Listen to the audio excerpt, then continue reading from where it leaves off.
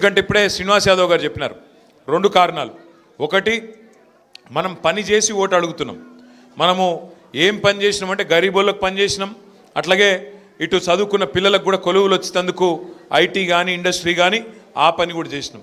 అందుకే మీరు శేర్లింగంపల్లిలో ఏ డివిజన్కి పోయినా ఎక్కడికి పోయినా ఇవాళ కేసీఆర్ గారి నాయకత్వంలో మనం చేసిన పని మీకు కళ్ళకు కనబడతా ఉంటుంది.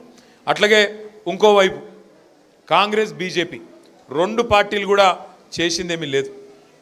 కాంగ్రెస్ ఏమో అబద్ధాలు చెప్పి అధికారంలోకి వచ్చిన పార్టీ, 2 ఏళ్ల కింద దొంగ మాటలు చెప్పి పచ్చి అబద్ధాలు చెప్పి మీకు అరిచేతుల వైకుంఠం చూపెట్టి ఆ పార్టీ అధికారంలోకి వచ్చింది. ఇక ఇంకో దిక్కు పూజకు పనికిరాని పువ్వు ఆ బీజేపీ పార్టీ, ఆడు తెలంగాణకు చేసింది 12 ఏళ్ళ 12 పైసల పని కూడా చేయలే. కాబట్టి 2 పార్టీలు కూడా వాళ్ళ ప్రజలకు అర్థమైపోయింది, వీళ్ళందరూ కూడా ఉత్తోళ్ళే. మళ్ళా పెద్దలు చెప్తారు ఎట్టి పనికైనా మట్టి పనికైనా మనోడే ఉండాలని.